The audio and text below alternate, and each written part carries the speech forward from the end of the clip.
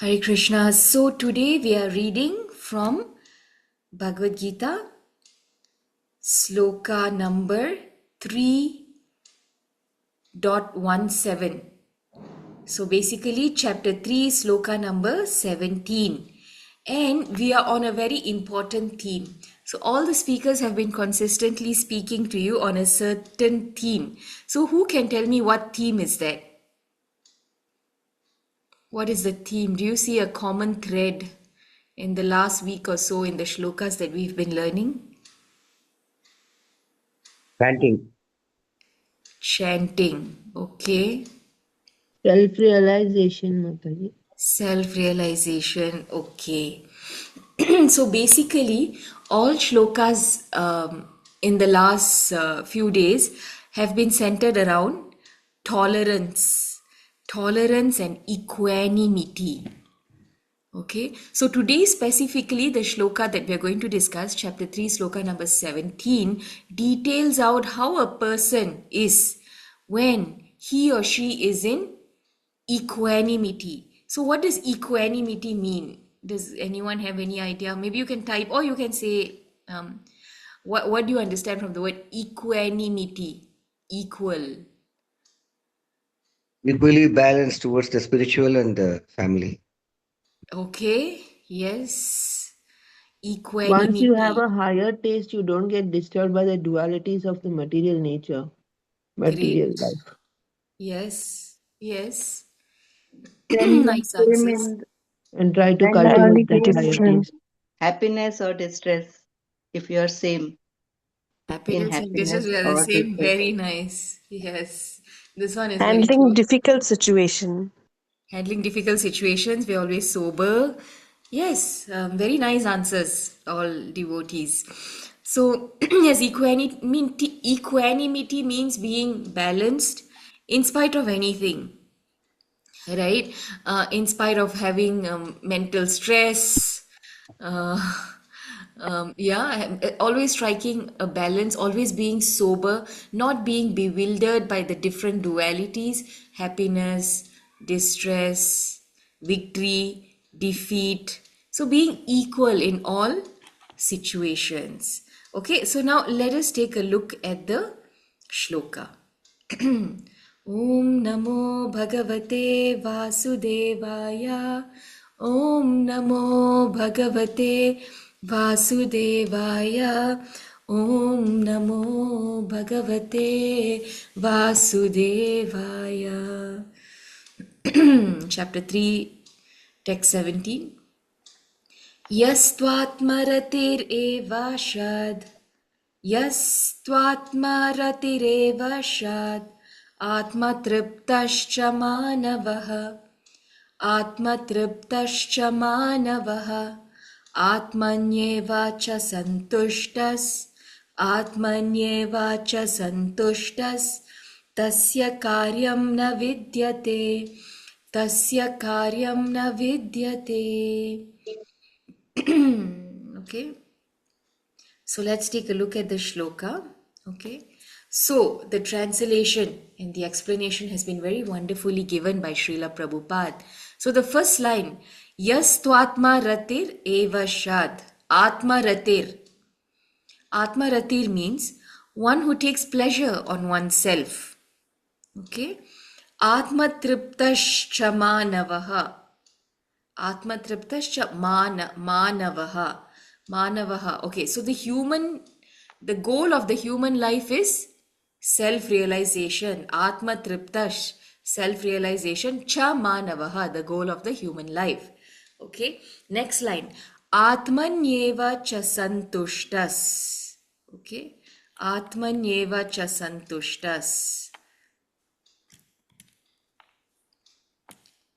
That person is completely satisfied within. Okay, and finally the last line, tasya karyam na vidyate. Okay, tasya, that person, karyam, has no duty. Okay, na vidyate, he is free from all obligation and duty. Okay, tasya karyam na vidyate, he has no duty or he is free from all obligation and duty. So, what is so special about the person who is self realized and so self satisfied? What is special about this person? So, Srila Prabhupada mentions very beautifully, step by step, in the purport. Okay, in the second line of the purport, Srila Prabhupada writes, due to his being Krishna conscious, all impiety within is constantly cleansed, an effect of many, many thousands of yajna performances. Okay. So, what happens when a person starts practicing Krishna consciousness, practicing bhakti? The heart starts getting cleansed, and slowly and steadily, with constant uninterrupted practice of Krishna consciousness, the heart will become completely cleansed. That's what Lord Chaitanya Mahaprabhu is saying in Sikshashtaka. So, the first line of the first verse says, Cheto Darpana Marjanam, the mirror of the heart gets completely cleansed. Okay, this aspect starts as soon as we start chanting the holy name of the Lord. This is a very important point to understand. Okay, only when we start, we may be in association, we may be in contact, but this cleansing of the heart, Cheto Darpana Marjanam, is very specific with relation to chanting the holy name on your beads. Okay, so when the heart gets cleansed, it's equivalent to performing many thousands of yajnas. So in this age of Kali, the process to get cleansed, the best process to get cleansed and the only process to get cleansed is the chanting of the Hare Krishna Mahamantra. Now, so the heart is getting cleansed, the consciousness is getting cleansed, and then what happens? By such cleansing of consciousness, then we become fully aware of our eternal position in relationship with the Supreme. Okay, we become self-realized. We start realizing that my relationship is with Krishna. Okay, so now since our heart is contaminated, we don't know what our relationship is with Krishna. The only thing we know is what am I supposed to do for my own satisfaction, and we go about doing those things. Okay, let me cook something really nice. Let me do this. Let me go and earn some money so that I can fulfill all these desires and my and I can be completely satisfied materially. That is what we are now. But when we start chanting, then our heart gets cleansed and we realize that we are here to please Krishna. We are here to please the Vaishnavas. Okay, so now we are in too much selfish desires, selfish activities, and we have forgotten our real position with respect to Krishna. Okay, not just our relationship, we have even forgotten that Krishna is the Supreme Personality of Godhead, right? So it is such an unfortunate situation. So basically, inherently, we know, because the eternal constitutional position of the soul is to serve the Lord, Jiver Swarupa Hoy Krishner Nitya Das. So inherently we know, okay, that we are the servants of Krishna. But what has happened? This inherent knowledge has been completely covered by the various lusty desires. Okay, these desires for sense gratification. So this has to be cleansed now, Cheto Darpana Marjanam. And when it gets cleansed, then automatically the internal real constitutional position as eternal servants of Krishna will manifest to us. Okay, and it will not be fluctuating. When we are beginning to practice bhakti, okay, we are all in the sadhaka state, okay, we will fluctuate, right? When we come to the temple, yes, okay, I'm a servant of Krishna, our mood is different, I serve the Vaishnavas, but when we go home, we feel like, okay, we are superior, we are the boss, and everyone has to satisfy us, sort of thing, right? So we keep alternating between the roles of master and servant and master, right? But when the heart gets completely cleansed by the chanting of the Hare Krishna Mahamantra, then we become fully realized of our position with respect to the Supreme Personality of Godhead. Okay, we understand that He is Prabhu and I am Das. and this becomes very clear. Then our duty also becomes very clear by the grace of the Lord, and we then are able to achieve that equanimity state of the mind. Okay, but who gives this knowledge to the devotees?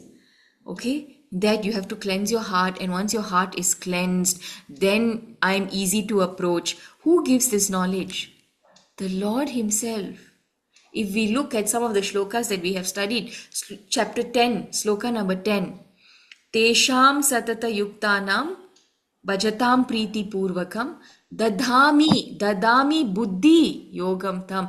I give the intelligence by which he can come to me. Okay, so the Lord is saying anyone who is constantly engaged in the devotional service of the Lord, who starts chanting and is constantly engaged in devotional service, He gives the right understanding of what to do next. So please chant, let us be sincere, let us surrender, and the Lord Himself will give us the intelligence.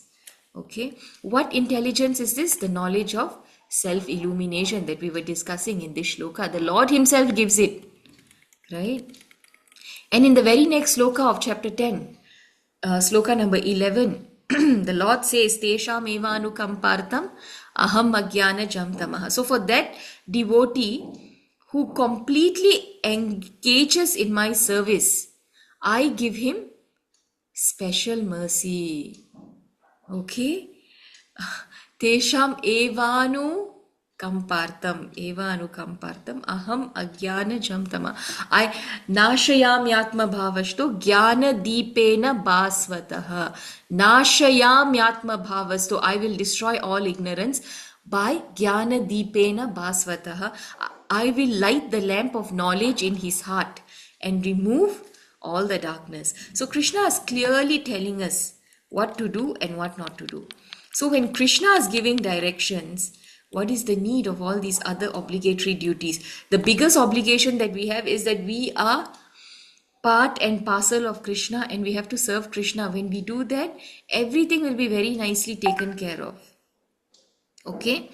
And finally, in the purport, Srila Prabhupada says, such a Krishna conscious person, which Krishna conscious person? That person who is in equanimity, who is self-realized and self-satisfied, that person, such a Krishna conscious person is no longer interested in material activities and no longer takes pleasure in material arrangements like wine, women and similar infatuations. So when we have obtained, when someone has gotten this taste for being Krishna conscious, they will no longer be interested in these things. Okay, why will a person even have taste for all these things? These are obligatory duties. Okay, and these desires for enjoyment, okay, these desires for wine, women and other such infatuation that Srila Prabhupada is writing about, as the taste of these things, as our Krishna consciousness increases, the taste of these things reduces. The relationship actually is inversely proportional. Okay, so as our Krishna consciousness increases, as we chant, our desire to hear increases, our desire to chant more increases, these desires will gradually reduce. I'm sure all of you have experienced this. Okay, so then we become more attached to Krishna and we will become more attached to serving Him more and more and more. Okay, but if we do not have attachment to Krishna and we do the various things of this world, then we will waste our time and we will not be able to become close to Krishna. Okay, so if we have these impurities, if we still have many of these desires, it is all right, but we should still continue to chant Hare Krishna, because only when we chant this will happen. We chant, and then the desire increases. If we think that no, let me be completely pure, then I will chant, that won't happen. Only when we start chanting, the desires for sense gratification will be reduced. Okay, so in this way we can understand that when a person becomes Krishna conscious, Krishna takes charge. When we start chanting, if we sincerely desire to serve Him, then he will take charge of that person. And when Krishna takes charge of this person, then this person will not need to do anything because he is serving Krishna directly and Krishna will take care of everything. Okay, so that sums up the sharing of our verse for today. So thank you all very, very much. I hope you all have a very blissful Krishna conscious day ahead, and we can meditate on how we can increase our chanting, our service to the Lord and Vaishnavas, so that our taste for material sense gratification gradually reduces. So thank you all very much. Hare Krishna, all devotees. Hare Krishna, Komala Mataji. हरे कृष्ण माता जी दंडवत प्रणाम Hare Krishna, Dandavat Hare Pranam Krishna Mataji, Mataji, Kalyani Dandavat Pranam. Mataji, Thank you, Mataji. Hare Nirmala Thank you, Krishna. Mataji. Hare Mataji, Krishna Thank Mata you, ji Mataji. Dandavat Hare pranam Nirmala dandavat Krishna. Pranam to Mataji, Hare everybody Komala Krishna. Hare assembled Pranam. Hare Mataji. Krishna Oh, thank you very much, Sri Hari Hare Krishna Prabhu, Mataji, Dandavat Subhadra Pranam. Thank you Mataji, very much. Hare Krishna Hare ji Krishna, Premamai Hare Krishna. Mataji, Hare Surya Krishna Narayan Mataji. Hare Prabhu, Krishna Shri Mataji. Pranam. Hare Dandavat Pranam Prabhu, Mataji. Thank you, Mataji. Krishna to all Giri devotees Varadari assembled here. Prabhu, Hare Krishna Prabhu, Jai to all the devotees assembled here. Hare Hare Krishna. Pranam, Hare Krishna Indira Mataji, Madhumalati Mataji, Sharada Mataji, Suresh Prabhu, Uma Mataji, Hare Krishna.